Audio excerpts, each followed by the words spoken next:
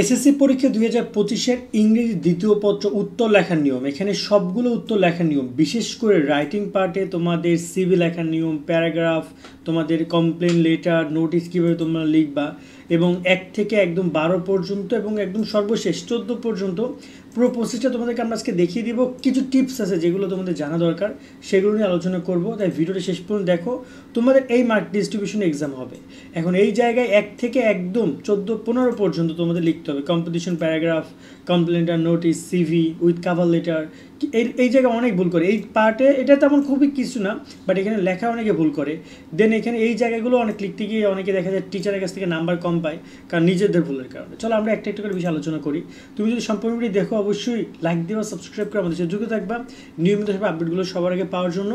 Next তোমাদের সকল পরীক্ষার জন্য দোয়া শুভকামনা রইল। সুন্দর করে পড়াশোনা করো, চেষ্টা করবে একদম 100 মার্কের অ্যান্সার করে আসার জন্য।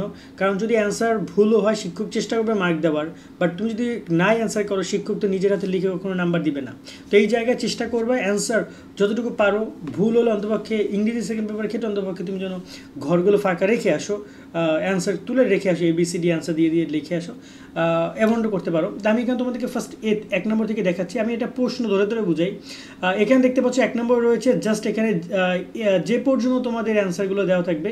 তো এখানে এক কথা খুবই ছোটো অ্যান্সার থাকে, যার কারণে তোমরা সবসময়ের জন্য চেষ্টা করবে অ্যান্সার টু দ্য কোশ্চেন নং এই কথাটা নীল কলম দিয়ে ব্যবহার করার। কেন, যখন তোমরা পুরো অ্যান্সারটা লিখবা তখন তোমরা কিন্তু কালো কলম ব্যবহার করছো। উত্তর কালো কলম দিয়ে অবশ্যই লিখতে হবে, নীল কলম ব্যবহার করলে হবে না।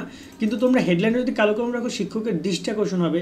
শিক্ষক দেখবে যে লেখার মধ্যে একটা ভিন্নতা আছে, তখন সে হেডলাইনটা বুঝতে পারবে যে এটা 1 নম্বর প্রশ্ন হতো। কারণ অনেকেই কালো কলম দিয়ে এত ছোটো করে লেখো, বোঝাই যায় না, শিক্ষকের চোখে পড়ছে না, বা দেখা গেল যে লেখার মধ্যে হিজিবিজি হয়ে গেল। তো চেষ্টা করবে এই জিনিসটা যেন না হয়, একটা কলম ব্যবহার করার চেষ্টা করবে। দেন এভাবে তুমি ABCDEFG এভাবে দিয়ে তুমি এই অ্যান্সার লিখে সামনে অ্যান্সারগুলো লিখে দিবা। এবং তোমরা এমনও অনেকে পারো যে এই অ্যান্সারগুলো আগেই, এগুলো তো সব প্রেডিক্টেড করা, তোমরা প্রশ্ন পাওয়ার আগে এই জিনিসগুলো লিখে রাখতে পারো। তাহলে তুমি অন্যান্য পার্টে যেখানে ভাবার সময় আছে সেসব সময় দিতে পারবা, এবং পরে যখন প্রশ্ন পাবো তখন জাস্ট ধরে ধরে অ্যান্সারটা বসাই দিলাম। মানে এমন না যে তুমি ওই ধরো না, তুমি এখানে অ্যান্সার করবা, ধরো না যে 3 নম্বর 4 নম্বর অ্যান্সার করবা। তো 4 নম্বরের অ্যান্সার তুমি করবা যে অ্যান্সার পাইলে তো তোমাকে একদম অ্যান্সার দ্য কোশ্চেন নং 4 লিখতে হবে, দেন এরকম লিখতে হবে, তা না, তুমি আগে লিখে রাখতে পারো। যখন অ্যান্সার পাবো তখন টাস করে লিখে দেবা, এই বিষয়টা করবা। দেন হইলো। দেন আমরা যদি কথা বলি 2 নম্বরের ক্ষেত্রে, 2 নম্বর ওই একই কথা। তোমরা যখন 2 নম্বরটা পাবা তখন ঠিক এরকমভাবে তোমরা তোমাদের জায়গাগুলো লিখে দিবা এবং ফাঁকা রাখবা, গাদাগাদি করবা না। মনে রাখবা একটা পেজের মধ্যে তোমাকে কিন্তু একদম 1 নম্বর, 2 নম্বর, 3 নম্বর এক পেজে লিখতে হবে। অনেকে আবার দেখা যায় এই পাশে লেখো, অনেকে আবার এই পাশেও লেখো। না, দরকার নাই, তুমি এরকমভাবে একদম নিচের দিকেই লেখো। কারণ তোমার খাতা, তুমি টাকা দিয়ে পরীক্ষা দিচ্ছ, তোমার খাতা, তুমি যদি একটু শিক্ষকের বুঝাইতে যদি একটু ফাঁকা দেওয়া লাগে, একটু গ্যাপ দিয়ে করা লাগে, তাহলে করবা। সেক্ষেত্রে 2 নম্বরটা একইভাবে লিখবা। 3 নম্বরের যে প্রশ্ন, সেখানেও তোমাকে এভাবেই প্রশ্ন করবে তারা, যেখানে তোমার এখানে ম্যাচিংয়ের কথা বলেছে, এখানে যেভাবে আসবে তোমরা এখানে ABCDE মানে এটার অ্যান্সার কিন্তু বড়। সো যখন তোমরা অ্যান্সার করবা তখন একটু বেশি ফাঁকা দিবা, একটু বেশি ফাঁকা দিয়ে লিখবা। মানে ধরো যে তোমার লেখাটা এখানে শেষ, একদম সাথে সাথে তুমি এখানে B নাম্বার লেখা শুরু করবে না, মাঝখানে একটু গ্যাপ দিবা, গ্যাপ দিয়ে দেন তুমি B নাম্বারটা লিখবা। ওকে, এতে কি হবে, তোমার একটা কোশ্চেনের মধ্যে একটু তোমার প্যারা থাকলে শিক্ষকের আইডেন্টিফাই করতে সুবিধা হবে। ঠিক আছে, এই বিষয়টার মধ্যে খেয়াল রাখবা। 3 নম্বরের ক্ষেত্রে 4 নম্বরের কথা যদি আমরা বলি, 4 নম্বরে তোমাকে এখানে সে আবার তুমি ফিল ইন দ্য গ্যাপ পাবা। সো ফিল ইন দ্য গ্যাপের ক্ষেত্রে এ থেকে যে পর্যন্ত পাবা তুমি আবার তোমার মতো করে লিখবা। তবে চেষ্টা করবে 1 লাইনে 1 পৃষ্ঠা যদি এরকম লিখতে চাও লেখো, ফাঁকা দিয়ে লেখো, সমস্যা কি, এটার কোনো সমস্যা নাই।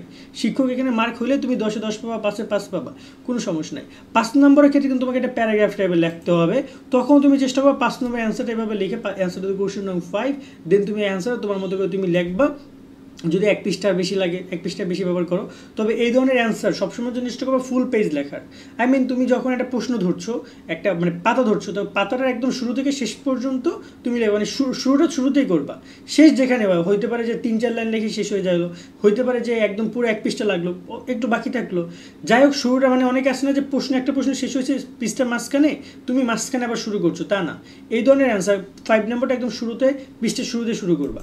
ঠিক আছে, দেন আমরা 6-এ আসি। 6-এর ক্ষেত্রে ওই একই কথা থাকবে। এখানে তোমরা চেষ্টা করবে এই সেন্টেন্সগুলো, চেঞ্জিং সেন্টেন্সগুলো ঠিক এরকমভাবে লেখার, এবং এখানে এই যে একটু ফাঁকা দিয়ে আমি একটু আগে একটা বুঝেছিলাম না 4 নম্বরে, একটু ফাঁকা দিয়ে, এরপর একটু ফাঁকা দিয়ে, বির পর একটু ফাঁকা দিয়ে, এটা যদি 2 পেজ লাগে 2 পেজ রাখো, বাট ফাঁকা দিয়ে গ্যাপ দিয়ে একটু প্যারা দিয়ে সুন্দর করে উপস্থাপন করবা। দেন রইলো তোমাদের 7 নম্বর, এটাও তোমার ওই একই কথা থাকবে, এটা খুব বেশি তোমার পৃষ্ঠা লাগবে না, এক পৃষ্ঠার মধ্যে তুমি অ্যান্সার 7 নাম কমপ্লিট করতে পারবা। দেন 8 নম্বরে আসে, 8 নম্বরে ফিল ইন দ্য গ্যাপ, এটাও তোমাদের খুব বেশি প্যারা দিবে না, ফিল ইন দ্য গ্যাপ তো বুঝো, নর্মাল ওয়েতে তোমরা লিখবা। দেন 9 নম্বর আসছে, 9 নম্বরটাও তোমাদের নর্মালভাবে যেভাবে অ্যান্সার আসে, এটা যদি যে পর্যন্ত আসে, এটা 9 নম্বরটা আমি যে পর্যন্ত আসে আমি লিখছি, ই পর্যন্ত হবে না, এটা যে পর্যন্ত হবে। সো তোমরা যে পর্যন্ত সরি ই পর্যন্ত হবে, যে পর্যন্ত হবে না। সো তুমি সেভাবে সুন্দর করে 9 নম্বরটা কমপ্লিট করবা। 10 নম্বরটা তুমি তাই কমপ্লিট করবা। 10 নম্বরটা এখানে মনে হয় একদম যে পর্যন্ত রয়েছে, ই পর্যন্ত রয়েছে। এটা মনে রাখবা যে তোমার এখানে প্রশ্নে যদি এ লেখা থাকে, বি লেখা থাকে, তাহলে তুমি কিন্তু এ বি ব্যবহার করবে। অনেকে আবার থাকে 1 2 লেখা থাকে, তখন 1 2, অনেক সময় রোমান সংখ্যা 1 2 লেখা থাকে, যেটাই থাকবে এখানে তুমি এই যে এ বি সির ক্ষেত্রে সেটাই ব্যবহার করবা। বড় হাতে থাকলে বড় হাতে, ছোট হাতে থাকলে ছোট হাতের। আমি ধরো না যে এখানে ছোট হাতে সব জায়গায় বড় হাতে ব্যবহার করছি, কারণ কম্পিউটারে লিখছি তাই। বাট তোমরা অ্যান্সারগুলো ছোট হাতে থাকলে ছোট হাতে লিখবা, বড় হাতে থাকলে বড় হাতে লিখবা। এবং এখানে তারপর রয়েছে সবার শেষে 11 নম্বর। 11 নম্বরের ক্ষেত্রেও তোমরা ঠিক এরকমভাবে অ্যান্সারগুলো লিখে দিবা। এখানে তোমাকে অনেকে আবার কোশ্চেন তুলো, তাদেরকে বলে কোশ্চেন তোলার দরকার নেই, তুমি জাস্ট অ্যান্সারটা লিখে দিলে হয়ে গেল, ঠিক আছে। তবে চেষ্টা করবে একটু ফাঁকা দিয়ে দিই এই জায়গাটা, যেহেতু রিডিংয়ের বিষয়টা রয়েছে, বানানের বিষয়টা রয়েছে, এখানে প্রত্যেকটা বিরাম চিহ্ন থেকে শুরু করে সব কিছু তার এরকম ইম্পর্টেন্ট, তো চেষ্টা করবে ফাঁকা দিয়ে লেখার জন্য, যাতে করে হিজিবিজি না হয়। এবং বানানের দিকে বিশেষ নজর দিবা, দেখে লিখবা, যদি বানান ভুল করো তাহলে তো ভাই তুমি খাইছো। দেন এবার আসি একদম রাইটিং পার্টে আমরা কথা বলতে। ফার্স্ট রাইটিং পার্টে আমরা যেটা আলোচনা করবো সেটা হচ্ছে যে তোমাদের এখানে সিভি লেখার ক্ষেত্রে তোমরা অনেকেই জানো, এখানে কিন্তু বলেই দেয় সিভি উইথ কাভার লেটার। সেক্ষেত্রে তোমরা সবার আগে এখানে সিভি লিখবা, কাভার লেটার আগে লিখবেন। এই যে দেখতে পাচ্ছ এখানে কিন্তু কাভার লেটার, এটা কিন্তু আমাদের কাভার লেটার। সিভি নিয়ে একটা ভিডিও করাতে, সেখান থেকে সিভি এটা কথাটা বলা। সিভি যদি তুমি একটা দেখে সব সিভি লিখতে চাও, তাহলে আমাদের সেই ভিডিওটা দেখো, ওই একটা ভিডিও দেখে তুমি যে কোনো সিভি লিখতে পারবা। তো এখানে এই যে কাভার রয়েছে, কাভার লেটার ধরনের এই একটা পেজ, 2টা পেজ। তো এই পেজটা হচ্ছে নর্মালি তোমাদের শুরুর পেজটা, এবং এটা হচ্ছে শেষের পেজ। যখন তুমি খাতা ওপেন করো তখন তুমি পেজটা দেখছো, তো চেষ্টা করবে প্রথম পেজ আগে লেখার। প্রথম পেজে কাভার লেটার লিখবা, এই পেজে তুমি তোমার মেন সিভিটা লিখবা, যেন শিক্ষক এক চোখেই সে এই পাশে কাভার লেটার, এই পাশে সিভি, দুটো দেখতে পারে। ব্যাপারটা হচ্ছে তোমার শিক্ষকের জন্য পৃষ্ঠা উল্টাতে না হয়। এবং কাভার লেটার সবসময় জন্য এক পেজের মধ্যে লিখবে, বেশি বড় লিখবে না, কাভার লেটার বেশি বড় না, কারণ এখানে সিভিতে মাত্র 8 মার্ক, আর 8 মার্কের জন্য তুমি তো 3-4 পৃষ্ঠা লিখতে পারো, অলরেডি কিন্তু 2 পৃষ্ঠা লিখছো, এক পৃষ্ঠা কাভার লেটার, এক পৃষ্ঠায় হচ্ছে যে সিভি লিখতেছো। সো এর বেশি লেখার কোনো দরকার নাই, ঠিক আছে। আর এই পরবর্তী পেজে তুমি কারিকুলাম বিটা, সিভিটা তুমি লিখে দিবা, এক পেজের মধ্যে লেখার চেষ্টা করবা, লাগলে একটু গাদাগাদি হোক বা যাই হোক। অন্য পেজে যদি যাক দুইটা যদি এক্সপিরিয়েন্স, রেফারেন্স এগুলো যদি অন্য পেজে যায়, যাক, সমস্যা নেই, বাট চেষ্টা করবা 2 পেজের মধ্যে, বেশি সময় দিবা না, 8 মার্কে এভারেজ একটা হইলেই এনাফ। ওকে, দেন রইলো তোমাদের আর কি, দেন রইলো তোমাদের এখানে অনেকের নোটিশ আসে, অনেকের কমপ্লেন লেটার আসে। তো এই জায়গাগুলোতে তোমাদেরকে যেটা আসতে পারে সেটা হচ্ছে, ধরো আমি কমপ্লেন লেটার লেখা নিয়মে দেখাচ্ছি। কমপ্লেন লেটার কখনোই তুমি এই পৃষ্ঠা উল্টার জন্য শিক্ষকের পড়তে না হয়, তুমি চেষ্টা করবে এক পেজের মধ্যে লেখার। অর্থাৎ দেখা যায় যে তুমি যে পেজ থেকে শুরু করছো ওই পেজে তুমি লেখা শুরু করবা, যদি এই পাশের পেজ যদি আসে, না হয় একটু আসলো, কিন্তু তুমি যদি একটা পেজে লাগলে, শেষের পেজটা লাগলে, যদি পরবর্তী একটু বাকি থাকে, সেটা যদি আবার অপর পেজটা লিখতে হয়, উল্টায় শিক্ষকের দেখতে অনেক সময় শিক্ষক সেটা মিস করে। সো তুমি চেষ্টা করবে শিক্ষকের জন্য এক চোখে এক দেখায় সেজন্য 2টা জিনিসই দেখতে পারে, মানে 2টা পৃষ্ঠা দেখতে পারে, এমনভাবে লিখবা। ওকে, দেন রইলো তোমার সবাই, এরপর হলো প্যারাগ্রাফ আর কম্পোজিশন। প্যারাগ্রাফ কম্পোজিশনের ক্ষেত্রে কোনো রুলস রেগুলেশন নাই, বাট নর্মালি সবসময়ের জন্য মাঝখান দিয়ে কখনো প্যারাগ্রাফ শুরু করবে না। ধরুন যে একটা প্রশ্ন শেষ করছো, সেটা শেষ হয়েছে গিয়ে মাঝখানে, এখন ওই জায়গা থেকে তোমাকে প্যারাগ্রাফ শুরু করতে হবে না, ওই জায়গাটা ফাঁকাই রাখো। দেন তুমি নেক্সট পেজ থেকে একদম শুরু থেকে প্যারাগ্রাফ করবা, কারণ তোমার এখানে শিক্ষক প্যারাগ্রাফের পিসটা অনেক সময় কাউন্ট করে, অনেক সময় প্যারা কাউন্ট করে, এবং চেষ্টা করবে একটু করে প্যারা রাখার।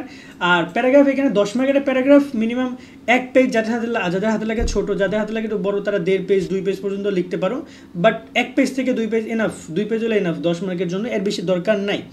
আর কম্পোজিশনের ক্ষেত্রে, কম্পোজিশনে 12 মার্ক। এই জায়গায় তোমাকে দেখা যায় কম্পোজিশনের ক্ষেত্রে ওই একই কথা, মাঝখান থেকে কখনো শুরু করবে না, শুরু থেকে শুরু করবা। একটা প্রশ্ন ধরনের একটা পৃষ্ঠার এখান থেকে শুরু করবে, একদম এখান থেকে, ঠিক আছে, আমি যেভাবে লিখেছি। এবং এখান থেকে হঠাৎ করে এসে তুমি প্যারাগ্রাফ বা কম্পোজিশন স্টার্ট করবে না। এবং এই জায়গায় কম্পোজিশন লেখার ক্ষেত্রে মিনিমাম তোমরা যদি যেহেতু 12 মার্ক সর্বোচ্চ 1.5 পেজ বা এর মানে নর্মাল যাদের হাতের লেখা ছোটো তারা 1.5 পেজের মতো লিখতে পারো। এবং দেখা যায় একটু বেশি যদি লিখতে চাও, যদি সময় পাও, তাহলে তুমি আরও লেখা অন্তপক্ষে 2-2.5 পেজ পর্যন্ত লেখা যায়। বাট 2 পেজ পর্যন্ত ঠিক আছে, 2 পেজ বা একটু বেশি লেখা যেতে পারে। 1.5 পেজ পর্যন্ত লেখা যায়, যেহেতু 12 মার্ক, 12টা মার্ক শিক্ষক কিন্তু শুধু শুধু দিবে না, একটু ভালো তোমাকে নাম্বার সেখানে আনার জন্য পরিশ্রম করতে হবে। সো আশা করি তোমরা বিষয়গুলো বুঝছো। এরপর যদি তোমাদের কোনো প্রশ্ন থেকে থাকে কিন্তু তোমরা কমেন্ট করতে পারো। আজকের মধ্যে ভিডিও আমরা এখানে শেষ করছি। সকলে অনেক ভালো থাকবা। আল্লাহ হাফেজ।